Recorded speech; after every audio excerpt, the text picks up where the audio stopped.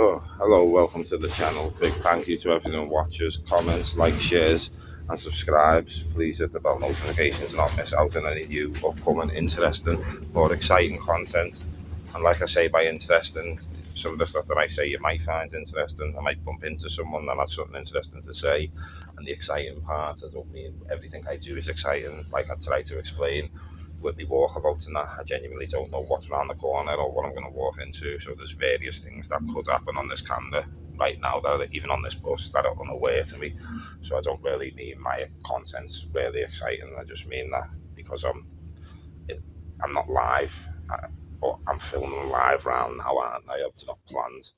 And then they think it's not scripted, so I don't really know what's going to happen. So that's what I mean by exciting. It's now 10 to 9 in the morning. My meeting went really well yesterday. I clocked few mental health. I've been waiting 18 months since I got out of hospital. Mental health unit. I've been to a good few for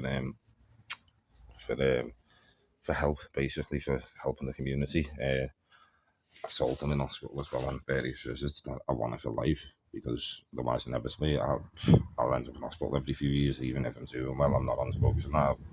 My mental health's no joke.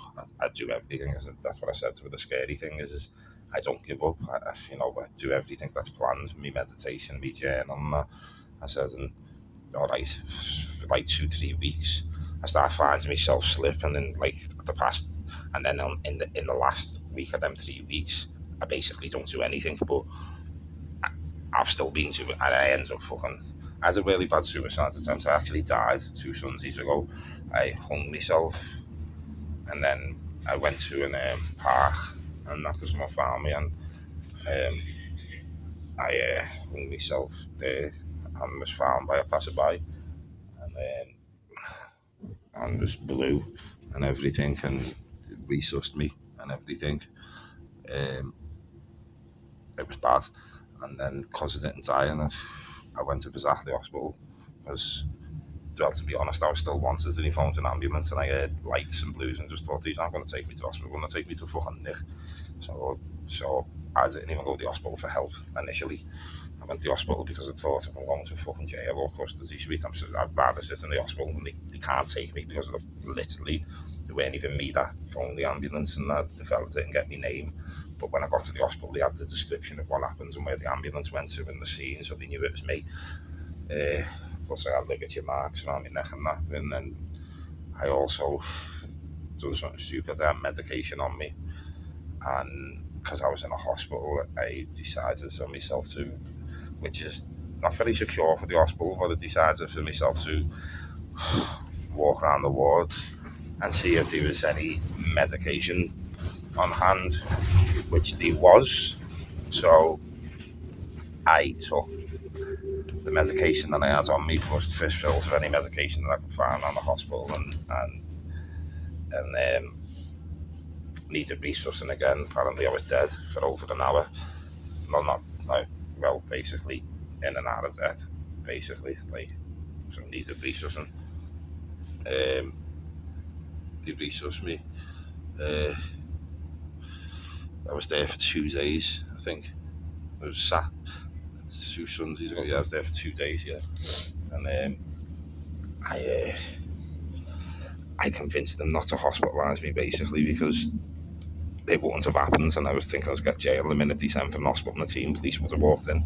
So I convinced them that I was allowed, like I have that I permanently live with my mum down at that address, which I'm not, and I'm there constantly, which I'm not. And due to everything that's going on at the time, I weren't even fucking allowed to be in that close. So they were coming out that day. That's why I thought yesterday. And then I had no phones there, and that, and and I had a number that I wouldn't give them, and I wouldn't give them my man's house number, but they finds it dead easy. So they went to my mum's for like 3 days on the bounce, and that and thing going. But I had spoke to my mum and seen my mum, but I hadn't told her this. But luckily enough, my mum had said she's seen me, I'm well. They've asked her, am I eating and all that. I said, yeah, he looks well, he sounds, he's speaking to me normal. So obviously, and he said, you're aware he's been to the hospital and that. And my mum said, yeah, because I told her I was in hospital. But he didn't ask my mum, it might be because of the condition my mum's in, you're aware what he's done, which she just said no. But thankfully they didn't ask, and he said, you happy that he's safe and sound and all that? And she said, yeah. So I got that lucky there. Otherwise I'd have been proper sectioned. I think they were waiting to section me in Clockview yesterday, because it's very strange that you get that call anyway. But I'm on the top of the list for help anyway, so I'd still got me over regardless. But that's why I said in honesty yesterday, I was like, yeah, I said it like as a little pass off, but when I walked into that room, I was like, these could still section me. Like, they don't, they do home visits or ask you to meet at a cafe or that, or in the Royal. They don't ask you to, and they can meet you at the Royal at your own. They don't tend to ask you to go to Broadoak or Clockview to do a meeting. And all my other meetings for the next 15 weeks, I have to go every other day, which I'm so happy about. So I went yesterday, Sunday, so I don't go again till tomorrow, which is Tuesday. Then I'll go Thursday, then Saturday, then Monday, and that's for 15 weeks. And that has to be in a mental health hospital for 2 hours. 2 hours, well, an hour and 15 minutes to 2 hours, but it'll probably take the full 2 hours. There's things that my mates don't know about me that I'm going to say now, and now my family don't know, but my family don't watch this, and I'm not going to tell my mum about this video online. I'll tell her not to watch this one, because it'd be a thing on. I've been through a lot of trauma when I was a kid and that, but I was actually, none of my family, I was molested as well when I was a child. And I'm going to cry on the bus. I've never spoken about it, ever, because I couldn't. I told one person in my life the other week, and when I said it, it was even through a text. And the only reason I said it is because I had no fear, because I knew I was going to kill myself. That sounds disgusting and pathetic, but when I say it out loud now, but it was the truth. I knew that I was going to end my life, so I said it. You know what I mean? I felt like I needed to say it, and part of me was like, maybe if I do say it, I won't want to kill myself, and that's it. The weird thing is, I do want to live, even when I've committed a suicide attempt. It's never like I've had enough and I hate my life. It's the pain that I deal with in my mind, even when I'm doing well. And like, it's not that I don't want to live; it's that I don't know how to do it anymore. But now, I always say, it's a permanent solution to a temporary problem. And it's easy to say that now, but like I've said to them in this video, I was speaking to them about in the mental health hospital yesterday, and the dad's like, listen, look, I go under the radar.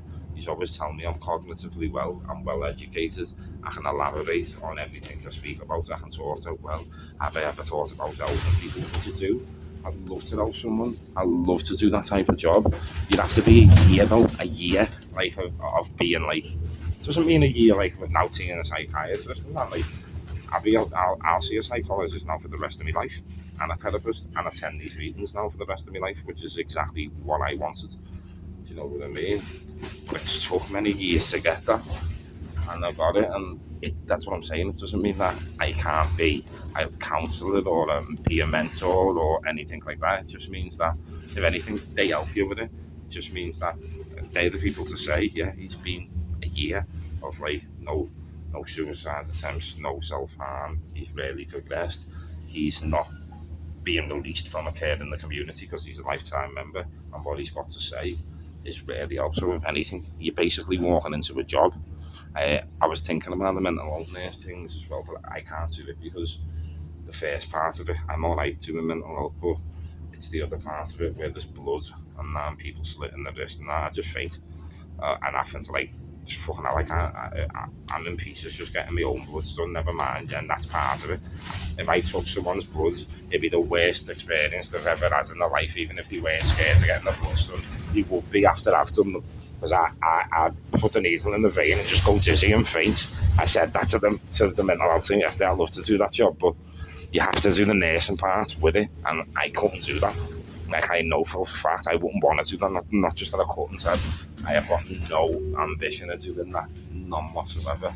Why I couldn't be a fireman or something, it's nothing to do with like saving. Like, I couldn't see like going to a fire and kids couldn't make it out and that, and do you know what I mean? Or they do other things like where fucking people have strung up and their heads and half. I couldn't do that, not just for me mental health. I'm not that much of an empath, to be honest. Like, I can help people and walk away, and their problems won't sit on me. It just won't, unless they were close to me and I knew them. Do you know what I mean? And obviously, if you're helping people along the way, I can literally see them as, like, I do want to help them, but I will never see them as a friend.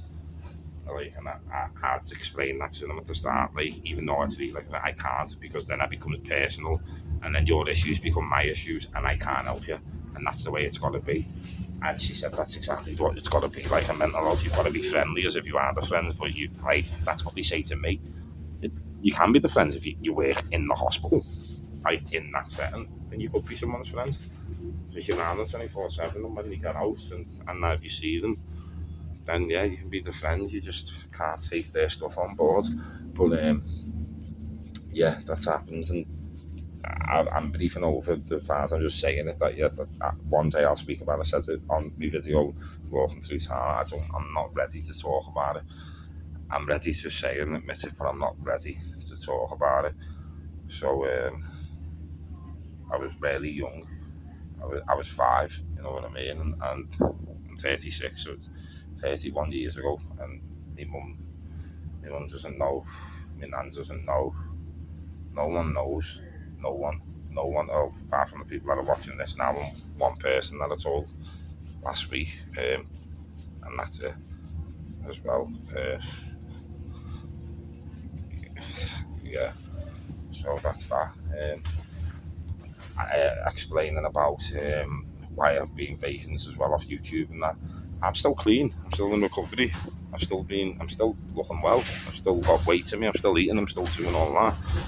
It's a bit self-conscious at the minute, and it's not even because of weight.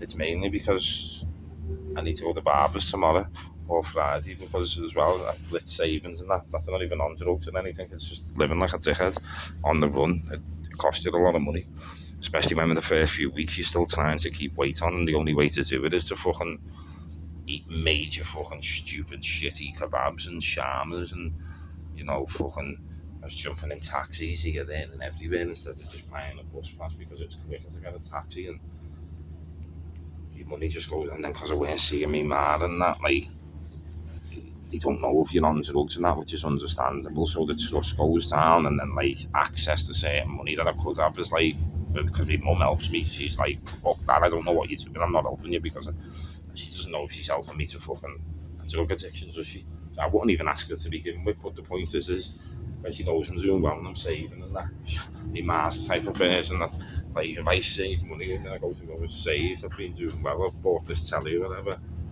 and I know it sounds pathetic, I'm only charging spoils, but she spoils me because of it, and I do accept it, I'm not gonna lie, but she spoils me now in a way where she'll go, like, put that away and keep it for something that you need, and she always said it to me, if you need anything or want anything, all you have to do is ask me, just don't lie to me, and you've got to do well. She's always said it, you've got to do well, you know what I mean, like, whether it's work or once, she said, and at the minute you can't really work because your head and that, she said, but you can go to the gym, you can go to your council, and you can go to meetings, and you can do your YouTube. So now when I'm doing that today, and that's like, well, yeah, and it's not like she's just giving me money to blitz. If she notices me saving or something, she'll help that. So, like, because she knows if she gives me that and I put it away, then me savings up, and then instead of saving 20 quid a week, I'll start saving 40, and you know what I mean, and it just goes like that. So I've really, as well, I've found God, and God's in my heart, in my soul, and my spirit, and partly the reason why I can admit some of this stuff now. I've been admitting everything apart from that one thing, but I am admitting it, but I'm just not ready to talk about it. But I had to admit it as well, because even when I'm doing well, I'm still getting, like, these suicidal tendencies and that, and still getting like extreme bouts of depression and covering them up. I do genuinely believe that's the one thing that I didn't speak about, never told anyone, and never told anything. I wouldn't tell people about the voices for years. I've also, my medication's getting up to date, because she noticed as well that, like, the mental nurse, like, the voices are loud, aren't they? And I was like, you know what I mean? She's also given me promethazine as well to help me sleep, because I've got it wrote down on my file to not give me lorazepam, to not give me diazepam, because they do help, because I'm an addict. The minute they prescribe them to me, if you give me a week's worth of diazepam, I'm taking them there and then. I won't even think about it. I'll be honest right now. I'll never be at a point in my life ever where you can hand me a box of diazepam and I won't take every one of them in that box, or half the box and then half the box later. I'll never be at that point ever in my life, ever. And there's nothing wrong with that, me admitting that. It's the same thing as like me saying you can give me fucking £40 worth of crack and a pipe and I can just walk around with it in my pocket forever and not touch it. I could walk around with it in my pocket for about an hour before I smoked it. No matter how many years clean I was, no matter what I'm thinking in my head, no matter how many groups I've done, you give it to me and it's in my hands and I for some reason took it and accept it, or I find it in my pocket. If I don't throw it away that second and run to an addiction group and a mental health thing, I'm smoking it, because that's what an addict does. It's the rooms that keep you safe. It's the meetings that keep you safe. It's willpower as well, but if it is just down to willpower, I can literally go and buy drugs now, put them in my pocket and buy the instruments to use them drugs and not touch them forever. Willpower is no one to say that I can never do that, ever. That's willpower. The real willpower comes from admitting that will win. That's stronger than you. It's a disease. It's an illness. Some of it's choice, but it is an illness. It's a disease. You know what I mean? So, there's that. This video is a bit deep, but yeah, the best place to talk about it, where I felt comfortable, is at the back of this bus. I went up. I just went to help a close friend out to just drop some stuff off. I didn't speak to them or not. I just dropped some stuff off. A bit of shopping, if you must know, in case you think of main drugs or something. Just a bit of shopping. It's like just a bag of shopping. You know what I mean? But because I was up early anyway, and I was going for cardio, and I've got a weekly bus ticket, and I thought, oh, might as well. And then they'll wake up to it. It's not much, but you know what I mean. It's a help, and it makes me feel good about myself as well, because it's not. I haven't been fucking proper bad in the past few weeks, but even 2 weeks ago, I was at a point where, don't get me wrong, I could always get a rate for myself. I'd always have a bus pass. I'd always be able to go to the gym. I could always eat, but I would never be able to help anyone else out with even so much as a fiver, because I blitzed my savings and I lost trust with people like my mum, and I weren't present, so no one really knew what I was doing. Like, they knew full well I was absconding the police, and like I said, that isn't to be a gangster. I had my solicitor telling me madness, and my head fell off at the prospect of going to jail clean. And every time I'm in jail and clean, but like I've said in another video, I was raging on the crack, and I wanted to get I'd fucking run myself in jail and hope that I got 2 years, so I could do 2 years clean and get out and go, well, at least I've done 2 years clean and go straight into recovery. It weren't the thought of, if I go to jail, I'll take drugs. It weren't nothing like that. It's just being healthy. It was terrifying for me. Being healthy and losing people that I've sorry, I'm just blowing the light down. Being healthy and losing people that I've just gained, and having to rebuild and start all this YouTube stuff again, and like lose all the subscribers and that. I know it's not a lot to some people, but to me it's like everything I've built over this time I was going to go, and I made a wrong decision, because no matter what, you have to face the music at some point, and I could have possibly made it 10 times worse for myself, but luckily enough I placed my hands and my life in the guidance of God, and still do, and I'm here, I'm well, I'm struggling mentally, but I'm accessing the right help for it. I'm not struggling in terms of my addiction, I'll be honest, like, which is a real shock to me, but it's only proof that this time I really did do it for myself and want to give up, because I'm genuinely not struggling in terms of my addiction, or having an overwhelming need to score, or so, because I bump into people that are homeless, and that I've been homeless myself, and I still speak to them, and I'll be honest, every other time I've been clean and recovery, when I look at them, be trying to say, are you going to score off, where are we going, because I have money on me, and like, and then eventually at one point I give up and I do it, whereas that doesn't cross my mind. Now I just look at them and I'm not the type of person to go, there's the drink there and all that, because you won't listen to that if you're an addict. I just say to them, I hope you stay safe. In other words, I hope I still see you, even if you're on drugs. Like, because a lot of people, I know people as well that, I know people who are your friends with the likes of that, because I've been that. And at the end of the day, you don't know the decisions what people have had, you don't know the lives that people have had. And some of them are absolute wrong-uns that I wouldn't be friends with. And even if they weren't on drugs, they'd still be absolute wrong-uns. Do you know what I mean? That's just some people, and some of them are just lost, and then it is sad. And then when you see them, it's like, fucking hell, and it reminds you of yourself. You think, fucking hell, this one's dead, that one's dead. Like, I wonder if I would have been one of them that's dead off the drug.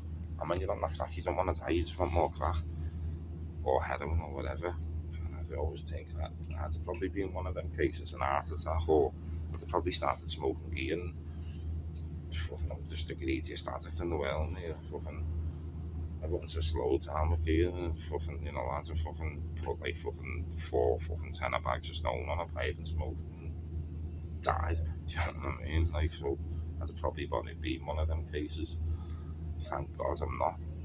You know what I mean? Because that's the reason. Like, I walk past people now and I see them, like Andy yesterday, and I've been in the mental health hospital. Andy, I always say to him, "Lad, how did you do that though? How did you at least like even when I've got clean, like months, it's been a build up of wanting to. I've always wanted to. I thought just get another week clean because I know my life's gonna be shit. Even if it is to save money, to fucking have more drugs, because I knew I'm inevitably gonna relapse. Whereas he's just like spending his money on shit in the hospital and that, and like every day knowing the second he gets out, he's gonna go and score. When he got out, he literally didn't have a penny and had to beg to score. Like, but how have you got a penny when you can't score and you're not on drugs? You're only buying bifters and scrans, and he went all mad and bought all these mad trackies and that, which are all decent, and spent all this money, and then got out and sold them for fucking basically nothing. It's just mad that that's what the drugs does to your mind, you know what I mean? But I didn't get it, because if I'd be buying the trackies and that, it'd be because I want to live better than that. It'd be because even if I wanted to score when I got out, it'd be sort of, maybe this will stop me. Whereas he bought them knowing full well he was going to score when he got out. So I don't know what he was thinking. Well, I'll be scoring, but I won't look as bad because I'll have a decent trackie, and you know, I've been clean for 6 months because I've been an Aussie, so I won't look as bad, and I'll be alright. Maybe he's done it because he thought, maybe there's, it's usually a woman, maybe there's a fucking another puncher burns out there where he thought he fucking, because he looks well and he's in a decent trackie or whatever, that he can shack up with it. Do you know what I mean? And live the puncher dream together. I don't fucking know. It's just fucking a bizarre way to think. My thinking's a bizarre way to think, but even that to me is like beyond bizarre. Like, if you know you're gonna score anyway and you have no ambition of staying clean. If I was in hospital knowing I'm only in here because I've been nicked in the section me and I can't wait to get out and score, I literally wouldn't spend a penny of every bit of benefits that I was getting. I'd literally spend the bare minimum that I could. Like, I won't be phoning scans and that. I might buy a bar of chocolate every now and then, and I literally just keep every single penny. So I get out with, like, fucking, after 6 months, you probably have about 9 grand. And even if you're spending little bits, you walk out with 7 knickers or something. I knew I was gonna fucking come and fucking just score the thing I got out. That was my ambition while I was in Aussie. I just fucking, because you're not gonna be wanting to learn. You're not gonna want to engage. You're only gonna do it so the day goes quicker. You'll be treating it like jail. So, like, in my mind, be like, well, when I get out with 7 knicker, I'm not going to let anyone know I've got it, and I'm going to go fucking absolutely mental when I get out, and I'm going to buy fucking a grand's worth of crack on the first day that I get out, and then it's not like you can smoke that in a day on your own. I could, but it'd be really hard, and, you know, your pipe would be that shocker, that fucking, if you know what a scrape is, the scrape will last you 2 days after it, so that man's will last you a week. and you wouldn't be fucking begging, stressing and all that. Fucking, you only have to buff to your selfie, buy a Clans Furniture Craft and fucking... See, this is a weird thing as well, like, this is how I know I'm sound, because in a few weeks I could do that anyway, do you know what I mean? And like, even if I taught that to talk about on this video, I wouldn't be able to, because I'd be like, fucking hell, I'm going to do that in a week, and then just get off it the week after. That's where my brain would have went to, like, and I'd be dead tempted. And there's no thought of, there's a little tingle that you feel later, I'm not going to lie, but there's no talking about it now. There's no part of my body that goes, oh, I wish I could do that. I don't think that there's a slight tingle way, because you know what the feeling of it does. So there's a slight, ooh, like, I love that feeling, but it's more like, you know, you can't get that feeling no matter what anyone says from anything in life. You just can't. It won't happen. But I can be as happy naturally, and that's what I've learned now. Like, I can't get that high, but it's false. You know what I mean? It's a false happiness. It's fucking disgusting. It's not really happy. You know what I mean? It's terrible. It's absolutely terrible. Even the fucking high is terrible because it's that good. If that makes sense. It's not natural. Do you know what I mean? Like, it's beyond not natural. So that's a help in a way. I've been chatting shit for 26 minutes. It means I've been on this bus ride. It took a while, must have stuffed and everything stuff. I've got the library. There's a couple of books that I want to rent out before I buy them. Them last two, I wouldn't buy the one that I've just read, and the other one I only got 3 chapters in. It was a self-help one. It's fucking shite. But if I read one, people, why are you buying it? Because you've already read it. Because it's got passages and quotes in that, like, I like to refer back to. You know what I mean? So that's why I buy it, because there's certain things that resonate with you, and you know, like, there's certain parts of it that I like. On 1 week, I've got 2 books in my bag now, because one of them, I've read the pair of them, but in one of them there's certain passages that you can show people and go, yeah, look at that, like, look at the way he says it compared to the way what I've just told you. Maybe you'll get more, bless myself, more understanding from the way he's just said it, and that's why. And it's good to, like, remind yourself of these things. And I know what's in that book, and because I'm an actor and I like film and TV and reading, I don't mind reading the book again after a few months. Like, if I've enjoyed the book and I haven't read it for a year, I'll read it again. You know what I mean? And I like the idea. If I can do that, I'd like to own it rather than have to go and rent it in the library. Plus, just because the library has it, or you've got a library, they've got like every book known to man. They've only got 2 copies or 3 copies of certain books, and if some of them are popular, you go in to get it, you might not get the book.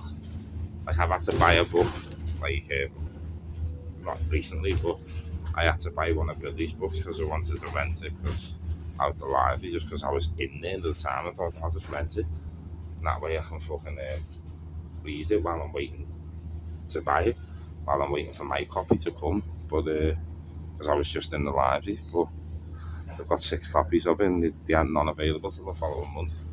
I'd already ordered it, but it was taking 6 days to come, so I thought, well, I can start reading it. Do you know what I mean? But I couldn't, and that's another thing. But anyway, conversation was a bit deep there. Thanks very much for watching. Please like, share, subscribe, hit the bell notification to not miss out on any new upcoming interesting or exciting content. And like I said at the start of the video, what I mean by interesting, exciting. Oh, and please feel free to leave a comment, and also tell me what you like, don't like, and anything about the videos. You can give me grief if you want to give me grief. I'll just read it up, and I'll still like the comments. I'll only delete it if it's like majorly offensive, like racistly offensive, sexually offensive, because even though I can brush it off, it harms other people. But if you're just going to call me something, I'll still leave it up there. You have the trouble to watch it and get that feeling from it, and you think that was the most boring thing I've ever seen. It's your opinion, and I don't dislike you for it or anything. I still like the comments because you were honest, and you know that's your opinion. You won't watch it again, but you did watch it and you give your input, and I'm not gonna fucking be unhappy about that. You give it a go. You don't like it, but that's fair enough. But people think, why did you like that one? They just said that, like, just watch it. You don't like it, like it's not something to be fucking. It's a thing. You know what? They're only being honest. They haven't called me a piece of shit or anything. It literally must have been one of the most boring things I've ever seen, and they felt the need to write it. But at least they've watched it. They might not watch anything again and unsubscribe, but at least you give it a go. So, and we're honest. So that's why I liked it. You know what I mean? I, you're the fucking tip. You're a ming. I'll still leave the comments up and like it. And they go, why do you like that? I don't know. I genuinely don't know. Like, cause that's how much it doesn't ask me. So I'll just like it and leave it up because I don't have any thoughts on that. I just see it and see a heart button and a comment, and the impulse of my mind goes like, and that's why. But anyway, hope you all have a lovely day. Get these videos uploaded, and I'll catch you soon. I'm going to go to the library now, and then I'm in the brick. We do start at 11, but I'll get there for 10 just to connect. I'll go to the library. I'll see you soon. Peace out. Have a great day.